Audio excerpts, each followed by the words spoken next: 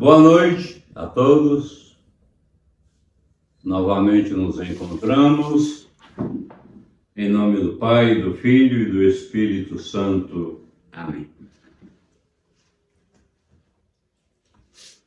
Vou dizer para vocês que agora eu já estou um pouquinho mais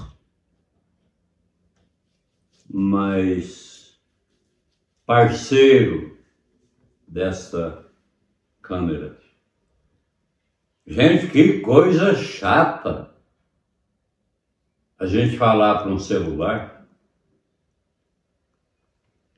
Ela está acostumado a falar para uma plateia ao vivo, e de repente você tem que falar para um celular. É muito chato, mas necessário. Hoje nós vamos continuar a partir do Jordão.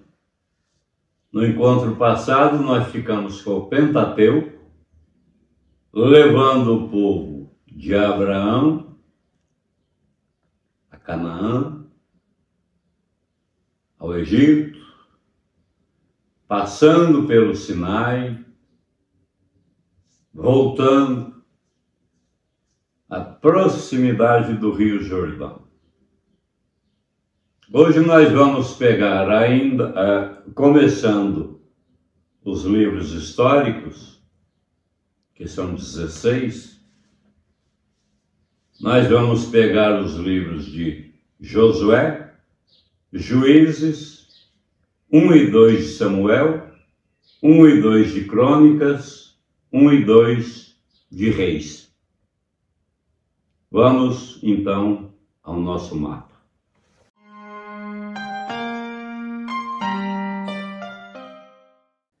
Aqui estamos.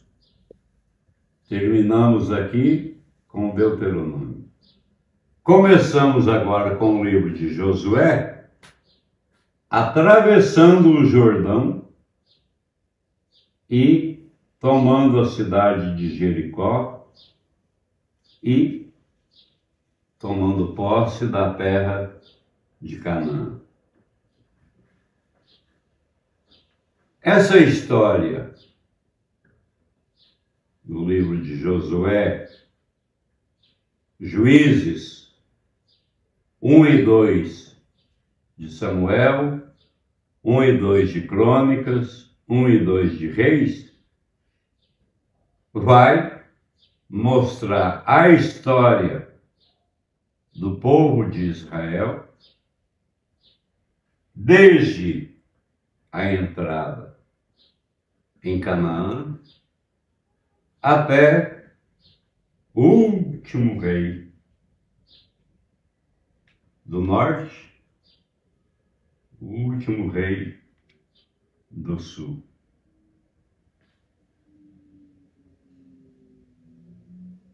Josué trouxe o povo para cá. O povo tinha como chefe o seu grande juiz, interventor, governador, Josué. Com a morte de Josué, são instituídos os juízes para tomar conta desse povo. E essa história está no livro dos Juízes. O último desses juízes, Samuel, vai dar ao povo um rei.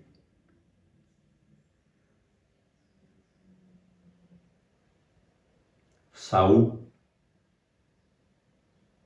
Esses livros vão contar a história de Saul, de Salomão, de Davi, de Salomão, dos outros reis que reinaram sobre Israel e sobre Judá, sobre Israel até o ano 722 e sobre Judá até o ano 597. Como literatura intencional, é possível que a nossa Bíblia tenha começado a ser escrita por aqui. Se alguma coisa foi escrita antes, não foi muita coisa. Mas a partir da unção de Saul, houve a necessidade de registrar os acontecimentos da corte. Como diz lá, isso está nos anais do reino.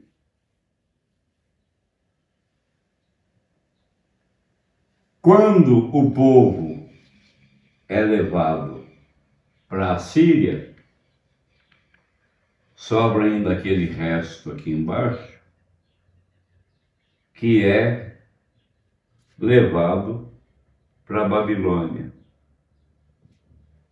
Aí muita coisa que já havia sido escrita aqui no tempo dos reis e dos juízes, mais no norte do que no sul. Isso é parte histórica da caminhada do povo, mas com essa visão de que há um Deus que caminha com o povo, que tirou esse povo do Egito, que caminhou com eles, abrindo o Mar Vermelho, dando o maná aqui no deserto, abrindo o Jordão, e essas histórias iam passando de pai para filho, de pai para filho, durante muitos e muitos anos. E essas histórias começam a ser, então, escritas. Temos, no finalzinho do reinado, tanto do norte como do sul, uma proliferação de escritos, já aqui, na Síria, na Babilônia, os profetas, como aconteceu lá com Amós, prevendo a desgraceira que ia ser aqui no Reino do Norte. O profeta na Bíblia não é, primeiramente, aquele que prevê o futuro. O profeta bíblico é aquele escolhido por Deus para falar em nome de Deus. Muita gente tem a ideia que eles profetizavam, eles adivinhavam o futuro, eles previam o futuro. Normalmente era aquele que falava, que anunciava a vontade de Deus e denunciava aquilo que não estava de acordo com a vontade de Deus, tanto na política quanto na religião. E aqui começa então, já por essa época, como eu já disse, na ida para a Síria, já um começozinho de esperança no Messias. O Messias que iria restaurar esse povo. Essa esperança vai aumentar e vai ser fomentada pelos profetas aqui na Babilônia. Quando eles voltam para cá, que eles passam ao reino grego, não diminui a esperança, pelo contrário, aumenta cada vez mais. Essa esperança não era de um Salvador como Jesus Cristo. Seria um outro Davi, um guerreiro, que restauraria o rei. Aqui nós vemos lá no Novo Testamento, quando Judas entregou Jesus e suicidou-se, não foi por qualquer motivo. A decepção de Judas foi muito grande. Ele queria o guerreiro esperado pelo povo. Tanto que Jesus causou uma certa estranheza quando chega anunciando que o meu reino não é deste mundo. Se o meu reino fosse deste mundo, os anjos viriam me defender. Que ele veio fazer a vontade do Pai, e a vontade do Pai era que nenhum daqueles que lhe foram dados se perdesse. Judas ficou decepcionado, a ponto de tirar a própria vida. Mas era o plano de Deus que se cumpriu. Esses livros de Josué, Juízes, 1 e 2 de Samuel, 1 e 2 de Crônicas e 1 e 2 de Reis, contam então isso, a história da passagem do Jordão até o exílio para a Síria. Teria nessa história alguma pérola? Aqui tem uma que eu considero uma das mais caprichadas. A gente precisa fazer uma analogia com ela para a gente entender. Eu vou me sentar agora e nós vamos cuidar de ver que pérola é essa. Vamos à pérola então. Nosso amigo aqui, o Frei Ambrósio, até chegou mais perto. Está curioso para saber que pérola é essa. Tá bom, fica aí. Eu considero esta uma das mais chiques. Por quê? A gente precisa fazer uma analogia. E a gente vai perceber aí uma mágoa na voz de Deus. Uma rejeição que magoou a Deus. Claro, Deus não pode ser atingido por nada. Nada, absolutamente nada pode interferir na felicidade plena. Deus se basta a si mesmo. Mais uma vez criado o homem, ele vai dividir com o homem o seu amor. Como dividiu com os anjos e como dividiu com toda a sua criação. Peguem o capítulo 8 do primeiro livro de Samuel, os versículos de 1 a 9.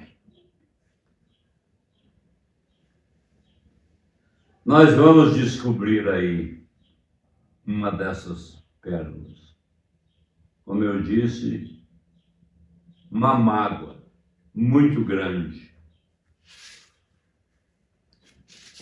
Numa analogia, digamos que um pai cuide da sua família durante longos anos, muitos anos. E um dia é rejeitado pelos filhos. O que sentiria um pai assim? Eu corro um grande risco falando isso, porque pode ser que no nosso grupo, ou algum que acessou o nosso link lá no YouTube, tenha passado por isso, ou esteja passando por isso, e eu estou lhe cutucando a ferida. Mas, de um modo geral, fica para todos fazer essa analogia. O pai criou os filhos por muitos anos, como tem aquela música que diz: com sacrifício eu criei meus 7 filhos e no fim só um, o adotivo, é que foi cuidar dele. Aquela história é muito real. Essa música é muito real. Acontece muito isso. Eu visitei por um tempo alguns asilos e eu gostava muito de conversar com os velhinhos sobre a família. Gente do céu, tinha dia que era cada história. Vocês devem saber uma porção. Todo mundo, já de mais idade um pouquinho, conhece alguma história assim. Da família que rejeitou o pai. Aí ele fica magoado, ele se entristece. Ah, mas eu fiz com tanto carinho. Eu branqueei o cabelo, minhas mãos são calejadas, meu corpo está cansado, minhas mãos nem mexem mais, com sacrifício. E nós vamos achar essa passagem aqui.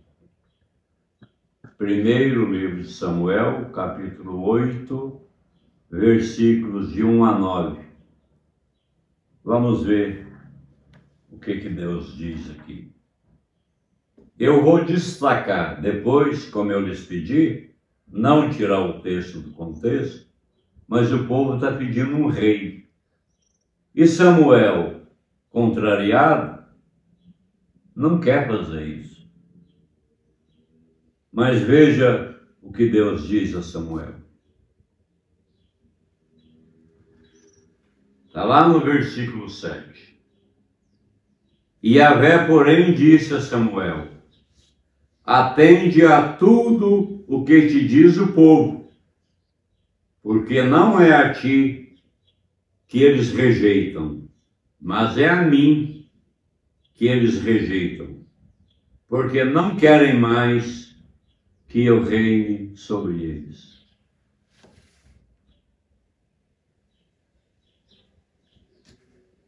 O Deus que havia criado, cuidado, feito as túnicas de pele, que havia tirado esse povo do Egito, que abriu o mar para esse povo passar, que alimentou esse povo diariamente com um maná caído do céu, que abriu o Jordão para que o povo atravessasse, que levou esse povo sobre asas de águia, agora é rejeitado. O povo pede um rei para reinar sobre eles. Deus vai dizer: eles não estão te rejeitando, eles estão rejeitando a mim. Há ou não há uma mágoa em Deus?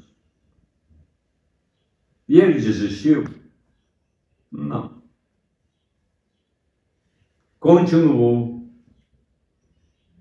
cuidando desse povo, abençoando esse povo, defendendo esse povo.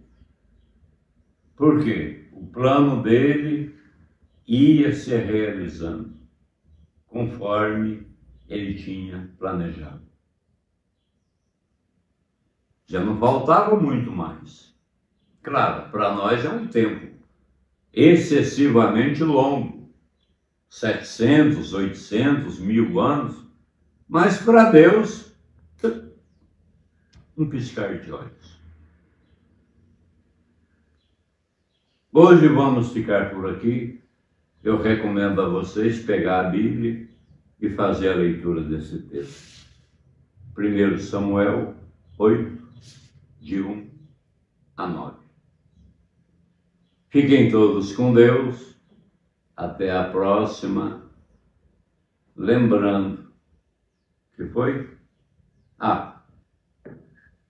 Se inscrever no canal, dar um cliquezinho de joinha, essas coisas que vocês já sabem.